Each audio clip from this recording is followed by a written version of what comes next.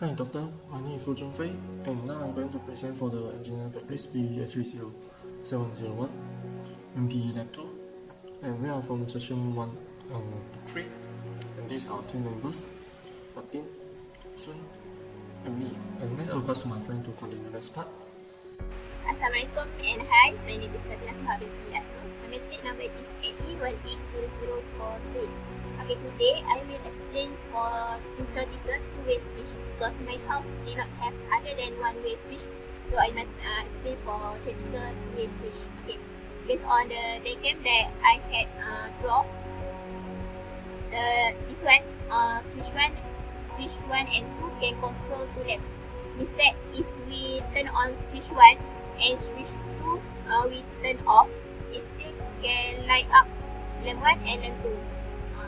If we turn off switch 1, we turn on switch 2, it will also can light up lamp 1 and lamp 2.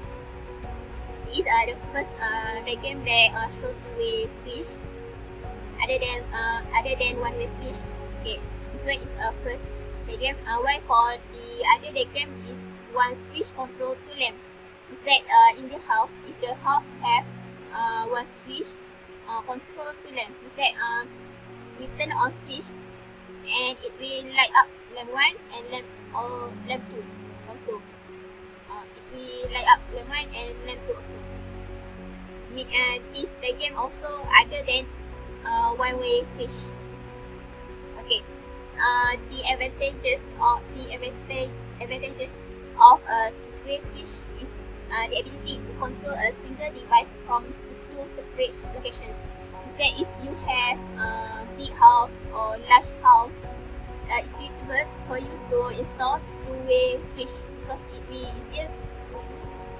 Do not have to walk a long way to turn on the lamp. So it's suitable for you to install two-way switch. Okay, that's all from me. Thank you.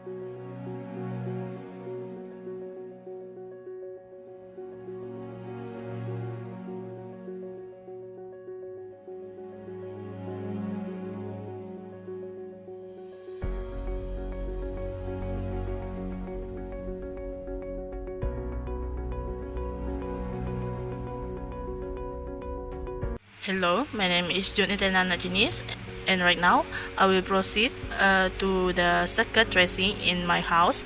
So right now I will turn the first switch that can control two bulbs. So right now I will turn it on. As you can see that the two bulbs is light up once the switch is turned on.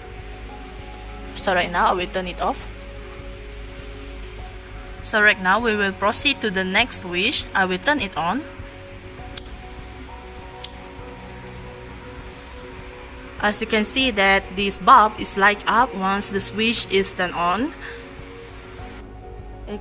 Actually this is the pair for the bulb that I have shown just now, but as this bulb is broke down, so it is not light up. So this is the last switch for this circuit, for the switch that can control two bulbs. So I will turn it off first because I already turned it on. So as you can see that there is two bulbs will light up once the switch is turned on. So right now I will turn it off.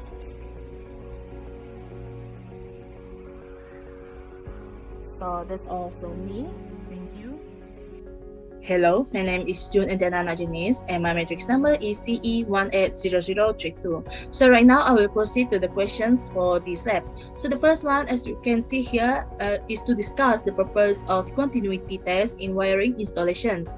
So the purpose of the circuit of this continuity test is to make sure that the CPC forms a continuous path around the circuit.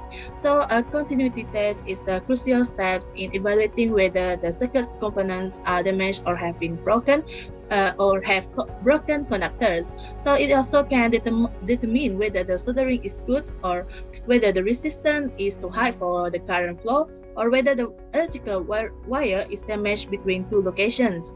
So this continuity test can also assist with the verifications or reverse engineering of an electrical circuit or link. So cold solder connections and faults with wire and cable products can both detected by using this continuity test. So handheld multimeters with two probes are mostly used in this test. So this type of electrical testing can also be used to inspect connections between pads and tracers on printed circuit boards or PCBs.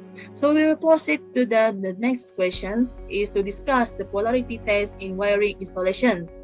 So when a circuit is created between the phase conductor and the single pole device in questions and the circuit is broken, when the device is operated, the reading on the instrument changes indicating that the device must be linked in the phase conductor. So this test is to make sure all the systems are linked to the current carrying conductor rather than the natural conductor. So if you use a single pole circuit breaker or switch to isolate or flip the neutral of a circuit, the circuit will appear to be not working when it is not. So during maintenance process, if polarity is not determined correctly, there is a chance of electric shock. So there are three main instances in which a polarity is required. So the first one is only the phase conductor is connected to all single pole devices. For example, fuses, switches, and circuit breakers. So the next one is the all polarities with whether ring or radial of socket outputs must be confirmed.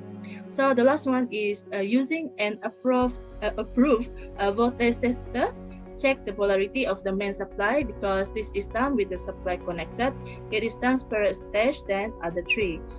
So that's all from me. Thank you. Hi Doctor, my name is Foo Choon Fai and now I'm going to continue for the conclusion part. In conclusion, the two-way switch is a device that can isolate and control at two locations.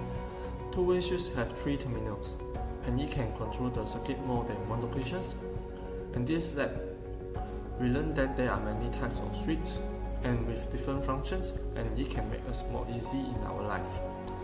In this lab, we also learn how to trace the lamp and fan circuits in our house and draw the wiring diagram according to our house circuit in the A4 paper as the lab one before.